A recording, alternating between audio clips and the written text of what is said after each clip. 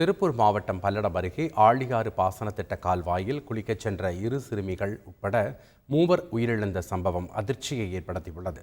பரம்பிக்குளம் ஆழியாறு பாசன திட்ட வாய்க்காலில் கடந்த வாரம் தண்ணீர் திறக்கப்பட்ட நிலையில் திருப்பூரைச் சேர்ந்த 2 சிறுமிகள் மற்றும் சந்தோஷ் என்ற இளைஞரும் வாய்க்காலில் குளிக்கச் சென்றுள்ளனர்.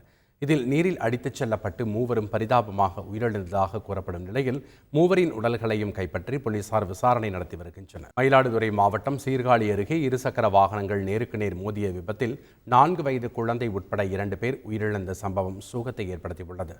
சீர்காழி அடுத்த வருசப்பத்து பகுதியில் நடந்த இந்த விபத்தில் நாகப்பட்டினத்தைச் சேர்ந்த சுபாஷ் மற்றும் வருசப்பத்து மாரியம்மன் கோவிலைச் சேர்ந்த தர்ஷிதாவு என்ற 4 வயது குழந்தை பரிதாபமாக உயிரிழந்த நிலையில் விபத்து குறித்து போலீசார் விசாரணை நடத்தி வருகின்றனர்.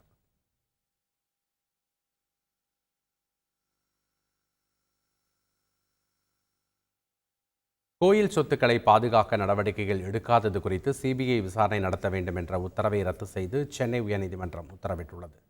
நிலம் பதிவு செய்ய கோரிய வழக்கில் கோதண்டராமன் கோவில் நிர்வாகம் சொத்து ஆவணங்களை பாதுகாக்க நடவடிக்கைகள் எடுக்காததால் சிபிஐ விசாரணைக்கு உயர்நீதிமன்றம் உத்தரவிட்டது.